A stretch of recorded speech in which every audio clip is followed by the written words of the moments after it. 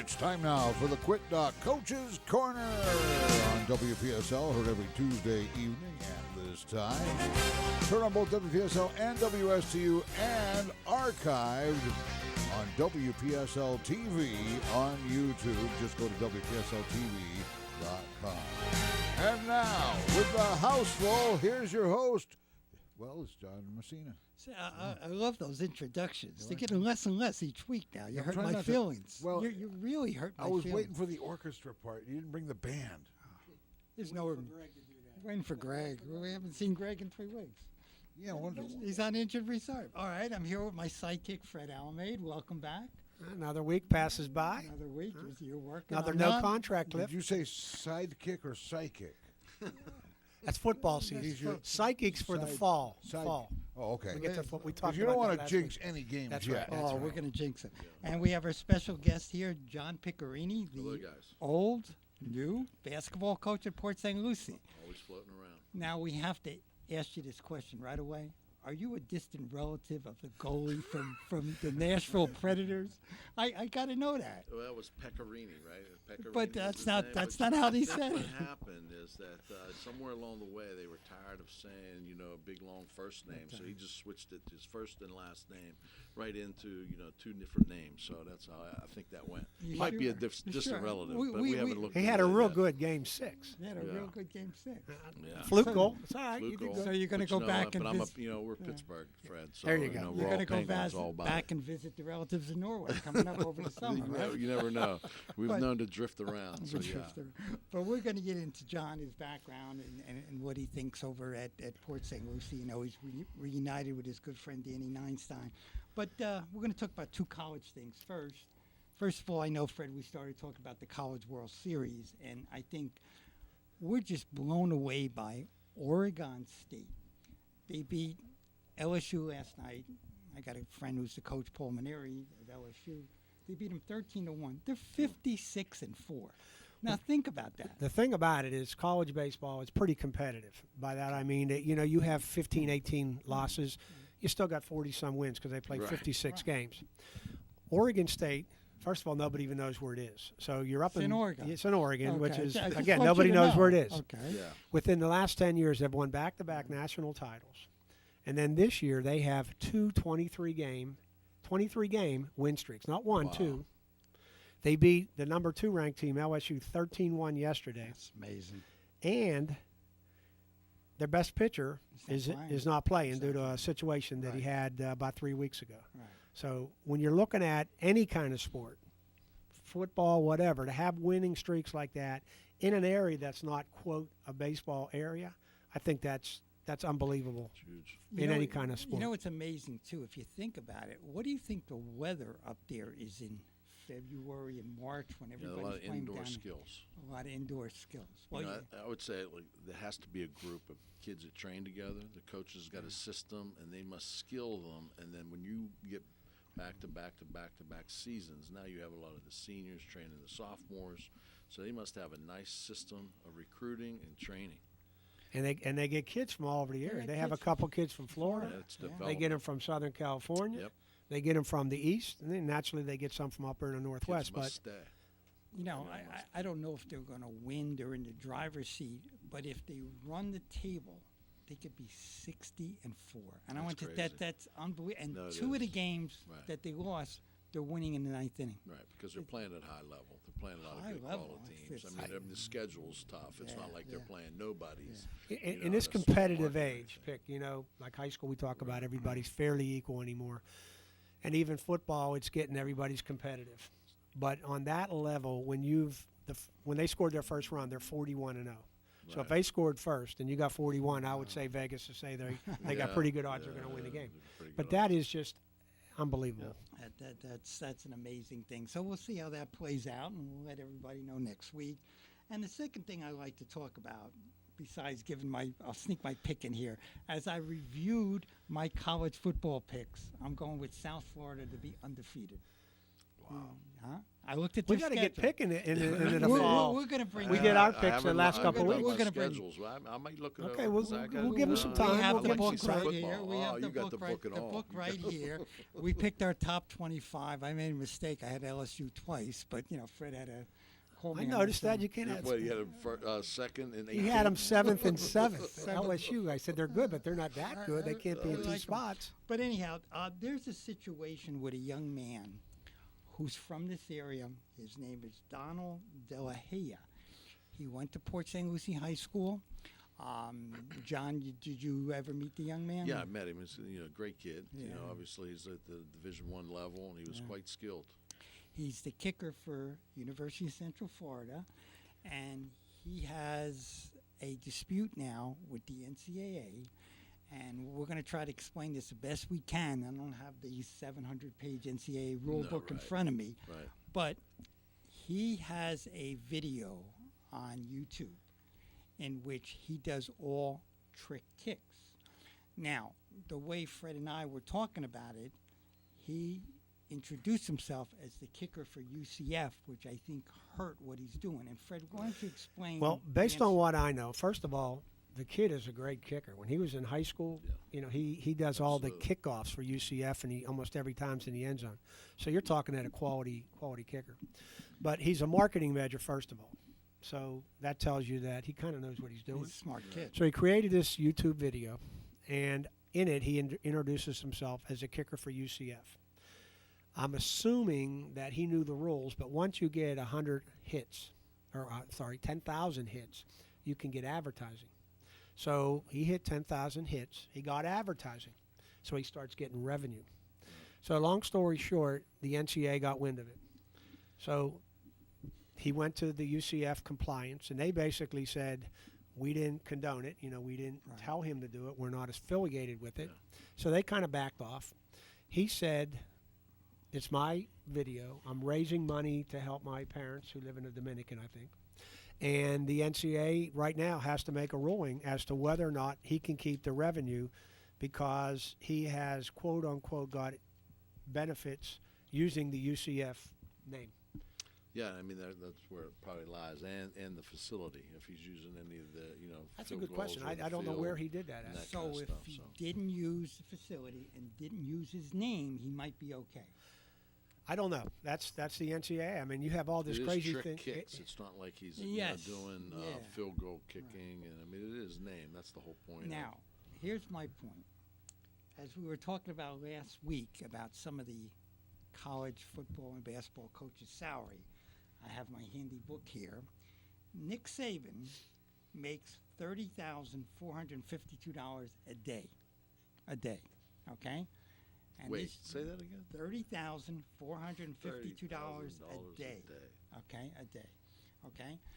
And he's the best coach. If that's the market, I'm not faulting him. But this young man, and Right. every account, I remember when, he played against Centennial. He was a great kid. He's not doing this during the football season. He's not doing this, I don't think he's going out and saying, look, this is No, for he's not. UCF. Right. But the NCAA is going to go after him. Now, if he's declared ineligible, Which could be. I don't know if he'll have an appeal quick enough because they're so long. He might be out for the year. We're in June now. Well, they're trying to come to some agreement. Personally, what I think is going to happen is the NCAA might step in and say any revenue that you've generated, give to charity. And let's call it a wash. But that's not the purpose of what he's doing it for. He said it's my free speech to use, my venue, which is the YouTube. Now, I don't know if he knew about the UCF when he said I'm the UCF kicker. Right. Maybe that's hindsight. He didn't really expect it to go to that point, but How about it like with Saban making that amount of money per day? If he does a YouTube video and he has a series, has his name on it, and he's giving football updates or quotes, facts of life, something about football and life, and he gets over 100,000 hits, and he starts getting revenue, he's allowed to keep He's it. allowed to keep it. See, and that's where then what I think we need to do in athletics and colleges, take the amount of money that that kid may be earning and say, okay, look, we don't want you to get paid while you're an athlete here.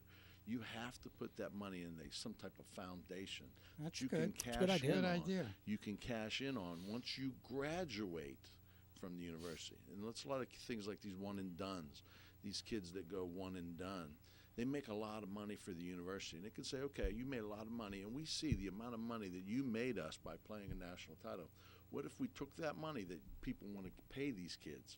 We can't give the kids money while they're in school, and you can't pay it. But if they graduate 4 years later, 5 years later, take that amount of money, as University of Kentucky say, or Alabama football, put it in a foundation in that kid's name.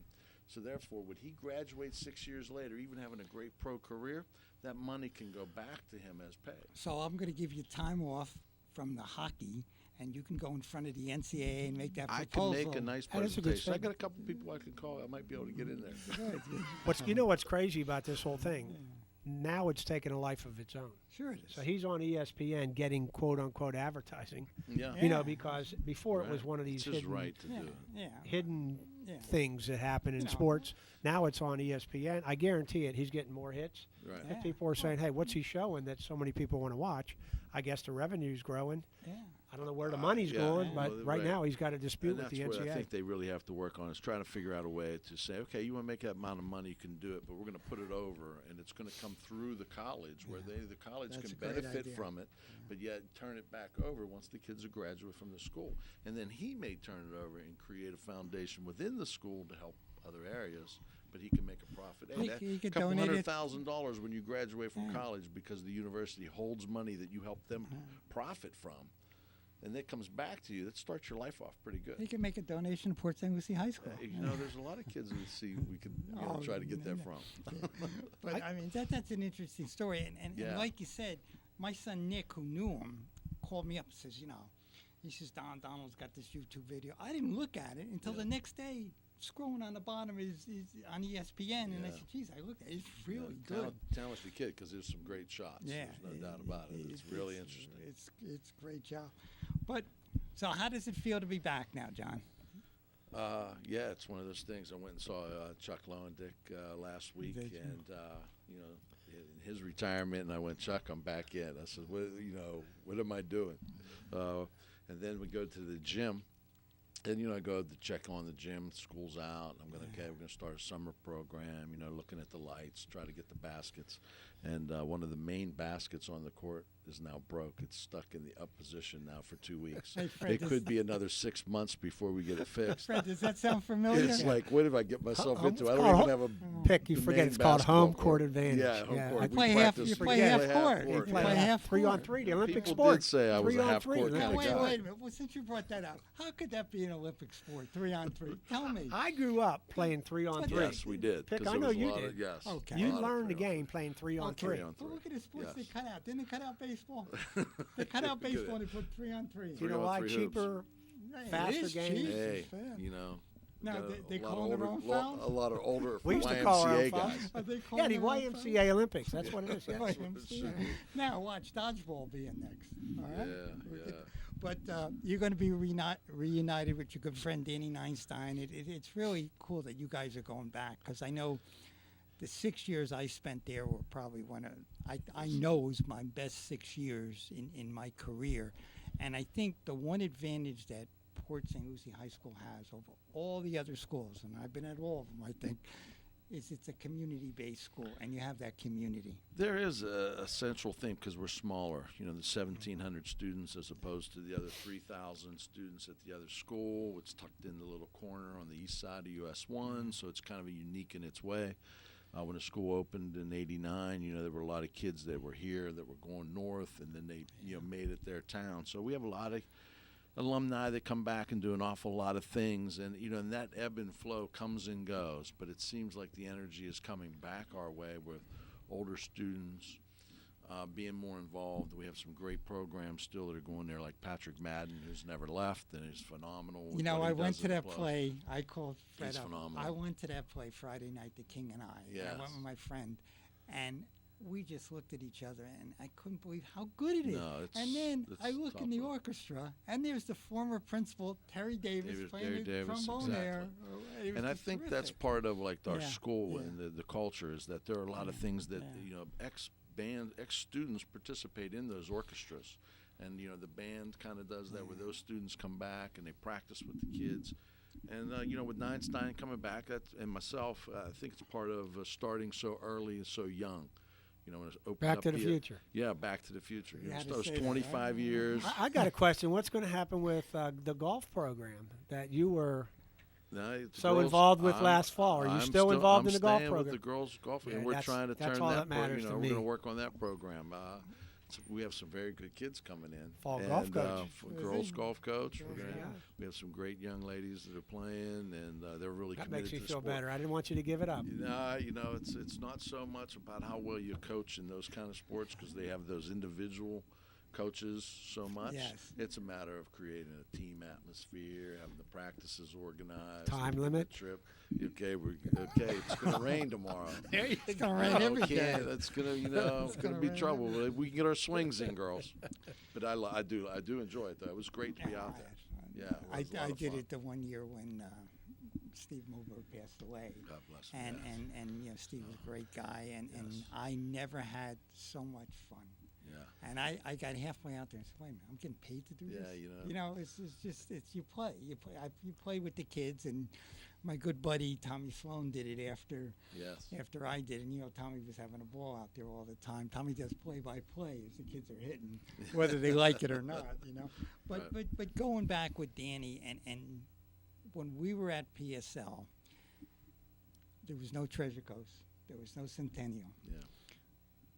Our basketball games were packed. Yeah. Our baseball games were Yes. packed. Yes, they were. And that's something that I kind of hope that you guys can put together back at PSL, because if you think about it, the student athletes now, once they buy into the athletic packet, they have a free pass to go to all the games Yes, but they do. football. Right. So you can pack the gyms. I mean, it's just, and you know this, I don't have to tell you this, John, is scheduling. You want to play a Centennial on a Friday night. You want to you play wanna a make sure you're rival on doing- your right. Friday night, and you want to pack the gym. I think, the last few years and then I was AD, it was really kind of hard. Boy, you play somebody big on a Tuesday night, and you're not going to get a crowd. Right. Or you pay somebody big. My worst is never play a home game on getaway day. Yeah. Right, the right. Friday before Christmas or Yeah, the yeah. Wednesday Early before release, yeah. Thanksgiving. Nobody wants to work. Exactly. But if you pick your games right, you can pack the gyms. Yeah. And I remember, when you were coaching at Port St. Lucie and Rick McCarty was at Centennial with Fred, and we used to play. And if I'm not mistaken, didn't we play our districts on Saturdays back We then? had Saturday Yeah, games. Saturday, Yep. yeah. And they were packed. Yeah, we had some big crowds. We had some real they, big they crowds. They were packed. Times have definitely changed. Well, there's some the town in the area is so transient, especially the southern portion. Yes. It's so transient. So we have so many new students coming in, as opposed to kids who are second generation or third generation. So when you have that, the kids who graduated, now their kids are starting to come through, but they're outnumbered by so many other kids who are new to the situation, and it makes it a unique atmosphere. For the entire place, and we have good principal. We have great Ocampo is a wonderful guy, and the assistant principals all work real well together. And it just Miss Hargendine did a great job because there was certain programs that she really filtered her expertise to and grew. We're growing the IB program. That's really been a credit to what she did there. So that's helping the academic identity of the school come back, and hopefully we're going to be up to a B school. I don't That'd want to be pre-announce terrific. that, but it's kind of we're moving numbers from that way, so it looks like we're trending in the positives. And Danny helps connect to those old kids that come back, Yes.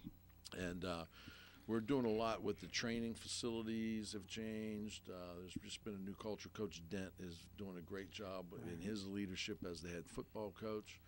Coach Lane with the girls basketball. So coaches are starting to line up, and there's consistency, and that's part of the, keeping any kind of program together is keeping people there for a while.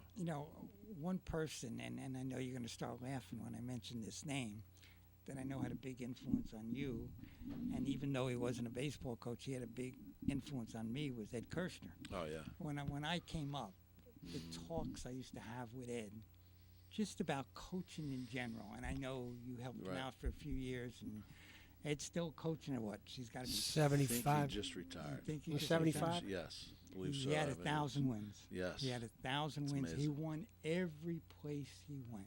Oh, yeah. Every Absolutely. He was organized. But- He had a nice little system, and boy, he worked it over and over. I worked with him for 2 years. Right. And I remember, it took average teams and made them good. Oh, yeah. And the one thing, and Fred and I have always talked about this, is we don't have improvements for coaches. You have improvements for teachers. You have workshops for teachers. Right. I was fighting my last 3 or 4 years with the FHSAA. Every time I go up to a meeting up there, they knew what I was going to say. I says, look, you're giving everybody all these rules and regulations. That's the athletic director's job to pass it down to the coaches. What are you doing for coaches' improvement? What are you doing, even in accounting? I know Mr. Lannon, had a plan before he left that we were going to have coaches in service. And it wasn't just like 5 people talk. No, you're going to go to class, how to deal with parents, how to improve your coaching, how to, safety issues are so important now, and especially in our county with no trainers. You got to have the safety. It's a scary thing. But how do we get our coaches to get better? I know I went back this year and helped at Martin County, first time in 12 years. And I was my good friend Mike Lindgren, who was a great baseball coach over at Martin County, their athletic director. And after the first day, we're shaking our head because the kid said 2 words to us that were the worst things you could ever say. Explaining the drill, and they looked at you and says, Coach, I know. Now, to me, who had coached 40 years, and nobody in Miami and nobody at Port St. Lucie ever said that to me. And then I figured, wait a minute, it's not them, it's me. As a coach, you got to adjust.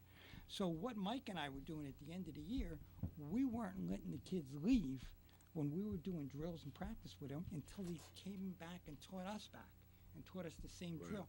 But what, and again, if you look at coaches, you learn more from your fellow coaches than from anybody else. Absolutely. Right? Oh, absolutely. And when you go, nobody goes to workshops anymore. I kind of like to refer to as coaches. Yes. You can tell in each sport, you can tell what coach is a coach's coach. Right. Because a baseball guy can sit with a basketball guy, to sit with a football guy, and you're just kind of talking stuff. And then when you're as a basketball guy sitting with other basketball guys, and it's not this, I don't want to show you what I'm doing. No, you show each other what you're doing and how you get your kids to play at that level. And it's the coaching coaches. Well, we're going to take a little break right now. You are listening to the Quit Doc Coaches Corner on WPSL and WSTU. We'll be right back. You tell me that you love me and you don't want anything bad to happen to me, but sometimes you do things that I don't understand, like smoking around my friends and me. It makes us feel sick, and my friends say my clothes stink. It really scares me. I know how hard it is for you to quit, but I also know what smoking is doing to you, and I'm scared of what it's doing to me. That's how I really feel. Scared for you and for me. I wish you could quit, but if you can't, can you please stop smoking around me? Please? I love you. Children exposed to secondhand smoke suffer significantly higher rates of asthma, bronchitis, and pneumonia. Give them your love, your time, your attention, not your addiction. Please don't smoke around kids. For more information on making your home or apartment smoke-free, call the Tobacco Free Partnership at 772-600-7557 or visit us at tfpmc.org. Aroso Cleaners is the oldest family-owned dry cleaners in Port St. Lucie and Fort Pierce, serving the Treasure Coast from 5 locations since 1988. Aroso Cleaners, a TC Palm Reader's Choice Award winner, has expert tailors for your alterations in St. Lucie West, Darwin Square, and Palm City locations. Aroso and Town and Country Cleaners, from the Fort Pierce main plant on US 1 to St. Lucie West, Darwin Square, Veranda Falls, and Palm City. Aroso Cleaners. The Corporate and Community Training Institute at Indian River State College is now offering social media marketing. Courses are designed to give students a working knowledge of these valuable business tools through a hands-on learning experience. You'll learn more about internet marketing and customer engagement through social media. Mobile Marketing 101. All about Google, YouTube, Google+, and how to drive higher search rankings. For workshop dates and more information, visit online irscbiz.com. This is WPSL Port St. Lucie, the talk of the Treasure Coast. You are listening to WSTU, Stewart, Jensen Beach, Hope Sound, Martin County's Heritage Station. And now back to the Quit Doc Coach's Corner with John Messina. See, now that was a better introduction. That was better. I just paid him more after the break. Before the break, drum roll. We're getting there, Cliff. I can do the drum roll. And you got to have Fred's contract next week. Oh, But- yeah. But going back to what we left before the break about and talk about coaches improving themselves, I think I learned at an early age. You find out who the better coaches are in any sport, and you hang with them, and you steal things from them. Right. One of my closest friends, I haven't seen him in a long time. You know, when I was coaching down in Miami, is Paul Maneri, who's head coach at LSU. He went to Notre Dame. And Paul used to coach with Jim Hendry, who ended up being the general manager of the Cubs. And they both coached at Miami Columbus High School. And I played him at Miami Pace. And even though we were quite successful against them, I kept asking, what do you do at practice? What did you do at practice? And Be a student of the game. I tried to steal as many things. And, kind of ironically, one became the general manager of the Cubs. Another one's, going to be a Hall of Fame college coach. And I'm sitting with you pretty two. good. Well, you're talking to tonight. Cliff. I'm talking to Cliff. I could ask you. Living in Florida, and they're at some level they wish they It's were not you. bad. Yeah. Pick, I could ask you something. You've been out. You're still in it, even though you've been out almost 10 years. Because I know you dabble in it. You can explain that. 2010, yeah. Now you're head coach again. So what would you do after listening to what John had to say about what you've learned or just seen? Is there anything different that you want to instill in the new team, or it's too early to tell what kind of players you have, or even just a philosophy of what you're trying to do with PSL? Well, even from when we were at Indian River together, the game has kind of evolved where you did a lot of like skills and playing, and you were just teaching through skills and playing, and you let their athleticism kind of, you picked the bigger, stronger athletes you had, and you did some training. Now, the kids today, it's broken down into three concepts of skills and training, athletic training, making them faster, quicker, stronger, vertical strength. Which, as the coach, you got to lead yes, that, right? You're leading that way, right? Which And used to that's be, what we're- if you right. didn't have a trainer, you're Yeah, in. you would rely on kids to go out and do pull-ups and do some sit-ups and do those things on their own, but they're not doing that as much anymore. And then when you're competing at a high level in the state of Florida, so many kids are doing that athletic training. They're working on their bodies. They're balancing. They're doing one-foot exercises, one-leg jumps. So we've kind of broken that down into three concepts: our athletic training part of it, which we're concentrating on pretty much right now with the skills, and then let the team aspect come, because I think through the working of the athletic training part, they bond together because of the sweat and the grind of what that athletic training requires. Then as they're working on their skills, they actually have to help each other. And so from that bond, we're then going to try to put in the team concepts as we go, and then they react and respond to each other. But those are the three areas now that I see that we're doing more equal, actually 1/3, as opposed to maybe 4/5 of skills and just playing back in the day. Now the one thing, and Fred, from you and I sitting at how many hundreds of games over the last few years, I think the one thing that's missing in high school basketball area, is something called an assist. Right? Well, I've seen a ton of games. I know you've watched it, John. You've seen it too. That's one thing we noticed. It's the ball movement is not there. Right. Although in this area it's mostly guard oriented, so you would think there'd be more ball Right. movement. But it seems like first man over, first one up, jack it up, and it's kind of taken the concept of team. Well, so many teams out of in the the state of Florida have just used the athleticism of the natural ability of players to make plays. And then they really don't coach in the aspects of playing it like the Northeast kids play. And the Midwest kids play. The old pit. Well, there is grind it out. But there's still teams that are still doing it. Michigan State, and then even the great teams that are winning it. They grind it out. Well, you have to play together, because you even watch what Golden State's doing. They're really passing and moving. They're still dribbling and getting to the rim, but they're using cuts and ball movement to create the space for the guy then to take it off the dribble. So too many high school teams now are coming down, and like you said, one guy's trying to beat two, but then they're working your defense to take that one guy away. The next pass, he's just trying to take it. There's no concept of creating space, creating movement to get the space to where the dribble then gets you to the rim. Here's a question. Do you think they'll have a shot clock in high school? Some form in the next couple of years? I don't really think they need one, because I bet if we tracked it now, they're not taking very long at shooting the ball. And you know, so I don't know, because the game in Florida and South is a little different than the Northeast. Yes, it is. Northeast, you may need it and could be using it. So if they want to do it nationally, I guess we should, because they're going to get ready to do that in college if they're quality enough. Well, they're trying to go to 30 IQ. seconds now. They're going from 35 to 30. So, I mean, I don't think you'll go to I 24 think they should like make the teams play more defense. Actually, is better. So you know, you're going to hold that I ball. thought you were going to say play 3-on-3. Don't start with the 3-on-3 now. But 3-on-3 I'm is a still great upset about way to teach the guys how to Oh, play. that's how We you- grew that's up how on you it. learn There's it. no But doubt here's, about it. here's the thing about the shot clock. Absolutely. Number one, you're talking about an expense. You really are. Now you got to have someone quality enough somebody to hit the qualified. rim and press the button. So you have a whole Yes. other person on the shot clock.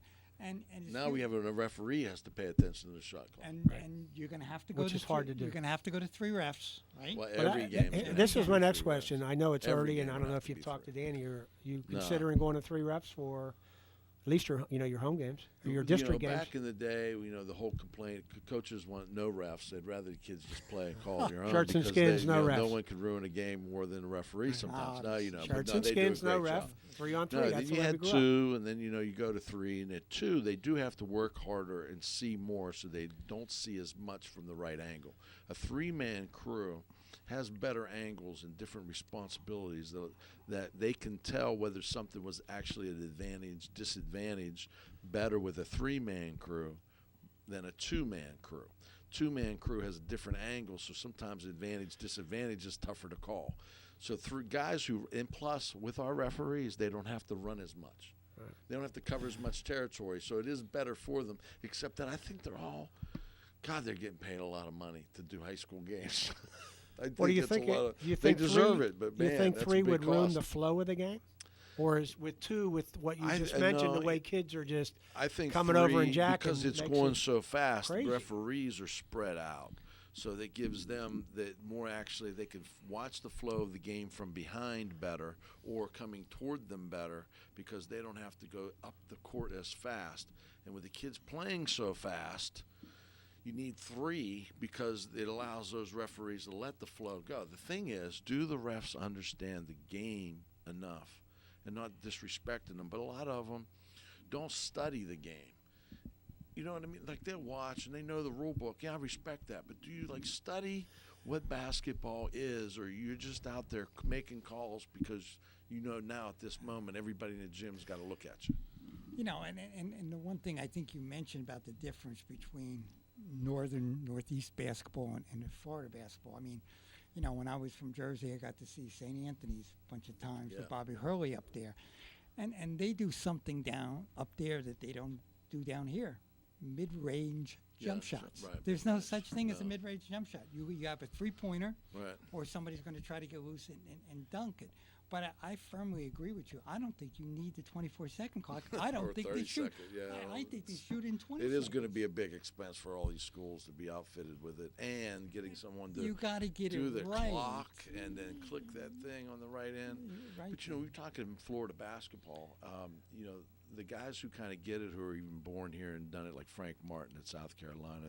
We all know Frank pretty well. He has that style of a Northeast rugged, tough. At the same time, they play with pace and speed, and that's the thing where so many schools in Florida go so fast in pace that they win. That they're actually not helping their kids play successfully at the next level. Teams recruit Florida, don't get me wrong, because the athletes here at Florida give them something that they may not have. But the coaches up north are looking, we need you to teach more IQ with their athleticism, so when they come in, they blend with our Northeast kids a little bit better with a higher IQ rather than just running and just kind of filling the lane and getting up and guarding the man one-on-one. there's so many technical things Now- that they need Now them that to do. being said, a lot of that starts down at the lower level, meaning the JV ninth grade. You got Sure. somebody in mind or people in mind to help you because you can't run the whole program yourself. No. Well, Corey Williams is great, and he's been helping with Kareem the last 3 years. And he played some high school ball, but he's a college graduate. So he's an educated guy. Does mainly athletic training, that's his skill is exercise science.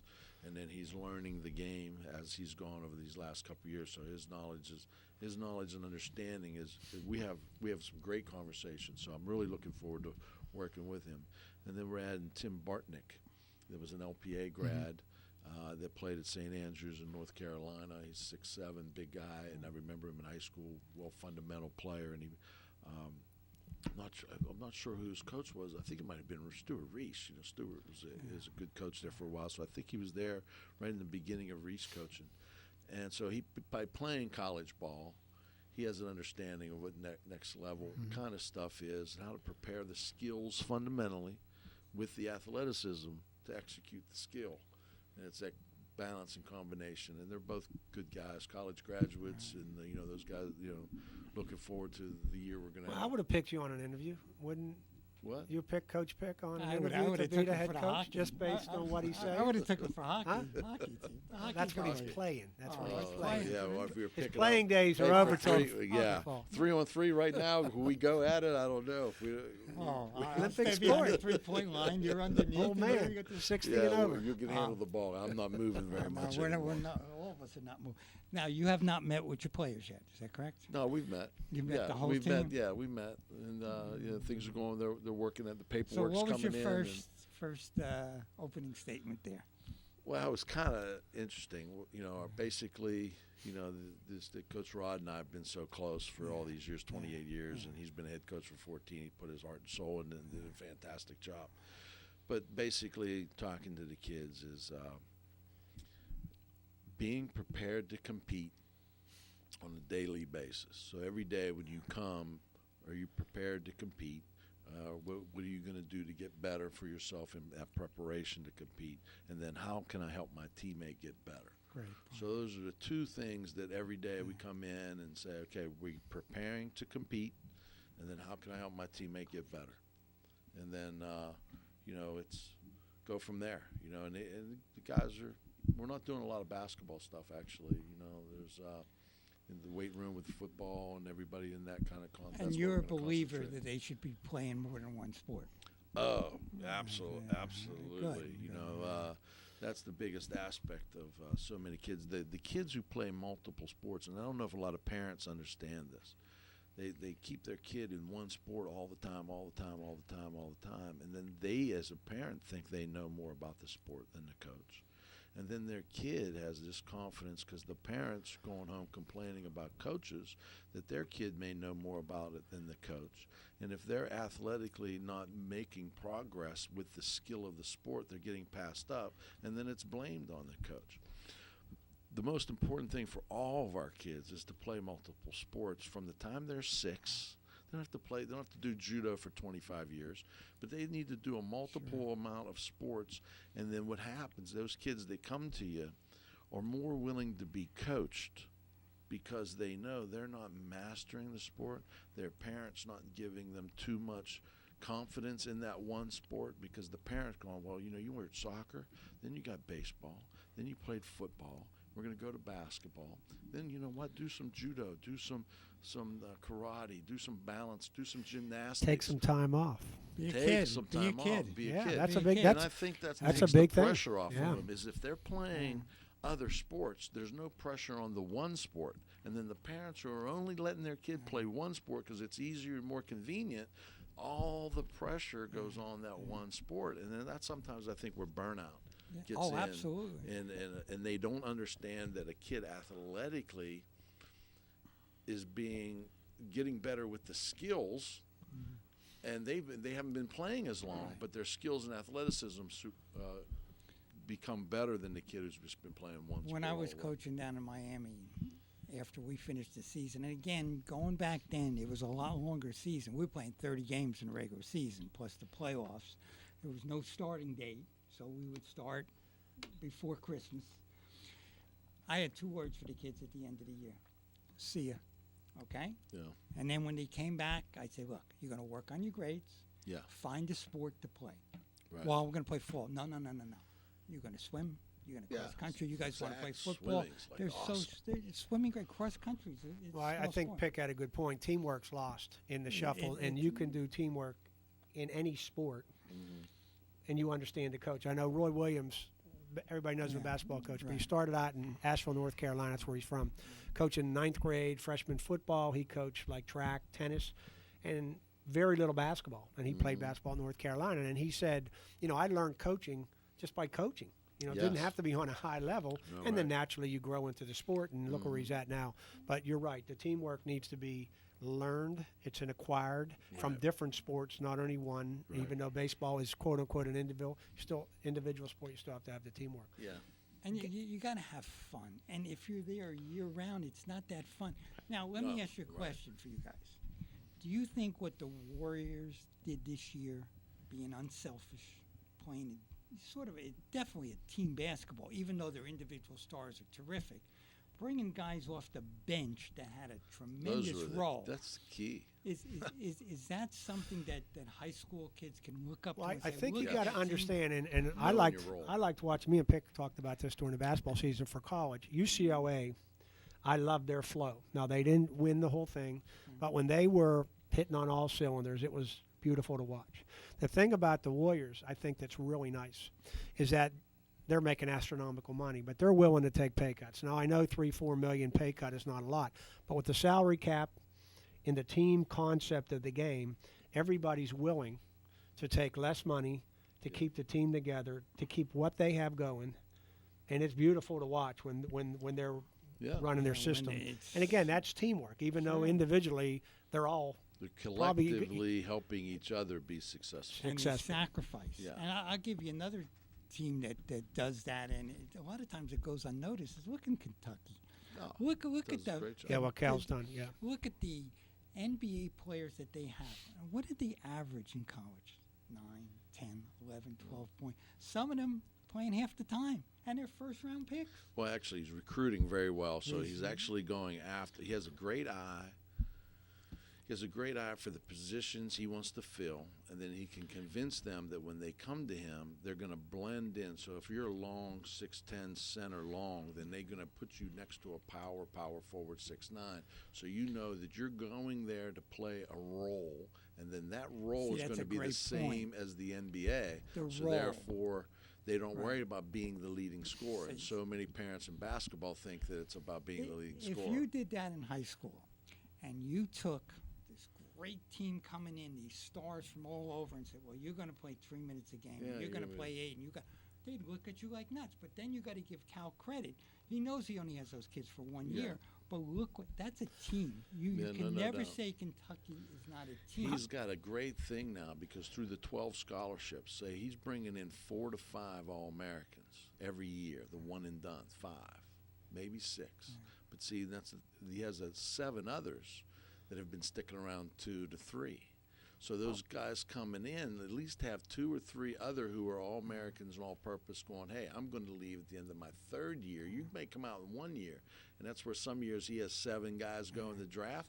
A couple of those are 2nd and 3rd, even though they're all one and dones in the mindset. Some of them stick around. Where are you at with this new, we talked about this about 5 shows ago, with the new rule that players can switch schools, et cetera, et cetera. Locally? Yeah, locally. Oh, the like state. say a big kid comes in out of the blue. It's like weird. philosophy-wise, and I know you've kind of got a concept at PSL, but somebody switches schools. Oh, you can't stop them. This is not an athletic rule. I was totally opposed to it. I and a group of other ADs met with some of the legislature. A couple people that have had that, and others, But if they come in, if a kid legitimately can go to your school, 2 things have to happen. Provide your own transportation, which is never going to be a problem. And second, you have to have an opening. If somebody 6'8" walks into you, you have to let him play. Well, I can I don't see 5'8", you got to let him play too. Well, yeah, that's the thing. Well, it's still for us in basketball. It's still. I mean, I put it this way, but it's a selection. So just because if the kid is leaving one school because of playing time or a coach or an attitude, even though they may be eligible and they have all this me, you know, what about me? And I'm going to come here because I'm going to be great. You guys need me. I don't want that kid. Well, I know I know so enough of you, Pick. coaches you would tell them, have to decide whether there's the door. You want to go out the right side or left appease side? the kid, or whether they, want to help Right the side team. of the bench or left side of the bench. There's 2 doors. Well, you go out the right side or left side now, until we figure this out. There was about 12 or 13 of our local athletic directors, and we met, and this is going back about 4 years ago, we met with the state officials. I'm not going to say any names. And we sat down and we gave their point that it's going to be abuse. And they argued back at us, and I'm not making this up. One was saying, well, it's their right to go to any school, just like in education, to go to any school that's great It's an athletic. academic policy. And then somebody said, one of the elected officials who's still elected today said, well, look at what the Miami Heat did. And my head started spinning around. You can't compare with the Miami Heat because people are going to abuse this rule. It's going to be abused. Okay? Oh, yeah, no question about it. And you know what the sad thing is? You're going to go, knowing you, John, the way I do all these years, you're going to go by the book. Danny's going to go by the book. And Play the there's kids gonna, that come to us. There's people that are going to go out and break this rule and watch what's going. It's happening already. Right. I mean, I just came back from the state baseball championship. These guys are telling me who's coming to their team next year that's not even in the school, not even in the area, and they're saying they're coming in. Well, it doesn't always make them better teams. Oh. And then that's the thing. You're gonna when a dad calls up and goes, well, coach, I'm bringing my Division I player to you, and be like, no, I'd rather not have him because you know what? If that's coming, then that means you're telling me I need you. So you don't have to take all those guys. And I think sometime in a 3 to 5 year period, say like Central, all their best football players leave. Port St. Lucie, all their best football players leave. They all go to one school or 2 schools. They're going to get over there. There's going to be too many players. There's not enough room to play or win and go, you know what, I should have just stayed where I'm at. So I think it's going to come out even after about a 10-year period, it may wash out because some guys are going to get put in a pickle. You can only recruit how many quarterbacks, how many point guards, or how many post players. And then when they don't win because they're not coaching well enough, it's not going to be a level playing field. No. And if you think about it, not here as much. Look at Miami, okay? If Miami says, okay, I'm going to get 4 tennis players and we're going to go to this one school, you win a state title. You take the 4 best ones. I'm going to get 4 golfers or 4 bowlers or sports like that, or track. Let's get the 4 fastest kids and put be on the same relay team. Sure. But see, the purpose of this rule was an academic rule that's being abused, and I was totally against it. Some schools are going to just turn into total athletic facility. Now remember, July 1st, it's well, it goes back to what you said, Pick. You got to work hard. You got to buy into teamwork. You have to have discipline. And the years that maybe you don't have the best team are the most years you have the most fun coaching. Yes. Because you maximized your talent, you've maximized your effort. It just kind of was a really nice year, even though you don't win at all. You just said a point that kind of hits on me is you got to have, as a coach, you got to have fun also because the kids watch you. And I know one of my biggest faults, and talking to a lot of my players who are grown up now and their kids are going to school, is we were very lucky down in Miami. We went to the state championship 10 times. We went 6 years in a row. The years I lost, I was miserable. I'll give you a better one. The years I won, I was more miserable because I didn't enjoy it. And that's one thing when we hosted the state baseball tournament, I tried to meet with all the coaches. I said, fellas, whatever you do, enjoy every moment because the kids are going to be fun. You went to the Final Four. You got those memories, right? Oh, absolutely. It was the run. It was not even the game. It's the run up to it. And then when you look back, it's the road trips and all the other things that were the game over highlighted. You beat Dwyer, right? Yeah, well, we got them a couple times. Yeah. It was a good district run, and it was good. But the other years, being 500, were actually There was a couple years that were actually more gratifying. Sure. Right, when you maximize your talent, maximize the talent. the Now, kids are playing hard, and you actually like the kids. Yep. You know that happens a lot of times. and you got to don't like the have players. good administrators that understand that. Oh, you got Danny. You'll be fine. I, you know I, that. I it's tried to gonna be a be good that spot. way when I was administrator. I know, let's just take our Centennial's football team. When Jim had the great team, boy, we were good, and we could play with anybody. But when we had bad teams, I knew that he did the same. That's our same coach. Jim didn't change over the year. We just didn't have the talent, and he maximized it. And I was trying to get with him. I said, "Hey, you're doing fine. You're going to come around. Yeah. And if you do things the right way, It's more it's fun. going to come in a circle." Right. You- every- but It's then cyclical. again, You're going to have the right talent. this you rule is not going to help. No, but you go out and start searching for 4 players or the 2 players, that Yeah. missing piece. You end up somewhere along the way, the next 2 years after, you fall apart. And then you're constantly chasing the kid you think's the perfect guy instead of just coaching. Just coach. But the bad thing is, Develop and I coach. agree with you 100%. But that coach that's going out and getting those 2 kids, he ain't going to be there in 2 more years. Well, he's going to I was move gonna on. say, he's gonna burn himself he's out and gonna- get himself he's in gonna- trouble. Now, one quick question. We got just a few minutes left. How do we get the student enthusiasm back up the way we used to have in basketball in this county? It really comes down to the student body and then the localizing of schools. I think That's it's a great coming point. by if we can localize the school and get the kids and the parents, especially in our case, there's so many new people moving into town. Yeah. They need to connect through the school to help them in the community because if they're new and all the people who are new come to the events of the school, they become a better community. And we'll kind of push it. The one thing is that the student athletes who participate in St. Lucie County get free passes into the games after they pay the athletic fee. Those kids should be going to every game, and we should really be promoting I it. think it starts, me personally, in 40 years of high school. I think your fall sports, football sets the tone. Now, you don't have to have the best team or the winningest team, but you got to have that enthusiasm, like you said, John. You get into the events, then it kind of snowballs. Sure You it had a does. good time. Hey, Teams are let's go competitive. to the basketball Let's game. go to the Friday basketball game. night, That's fun. right? Let's go to the spring. So I think it does start with the fall sports. Maybe the girls golf.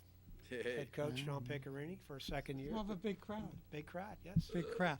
But listen, John, I really like to Thanks thank for you ha- for thanks coming for We got to having get me. him back It's with the been great. football picks. He's I going to will come try to back do for the that. football picks. 1 through 25. And No we, backing out. We All talked right. them into it. We're going to run a simulcast with the school board TV station that you're going to get all the basketball coaches We'll together. work on that, yes. The week before, that's your homework. By that and- time, you have your schedules done. and Yeah, more everything is pretty definitive, much yeah. done, but And then we'll be off from hockey for that, right? yeah. You know, hockey game. But listen, We'll be done with girls golf. we're done with those guys. Yeah. And they're going to And take you, basketball. and they're going to take you home for that, right? Okay. All right. So thanks, All everybody. right, Coach Vic. We'll Thank see you. everybody next week again on the Coach's Corner. You've been listening to the Quit Doc Coaches Corner from the Quit Doc Foundation on both WPSL Port St. Lucie and WSTU Stewart.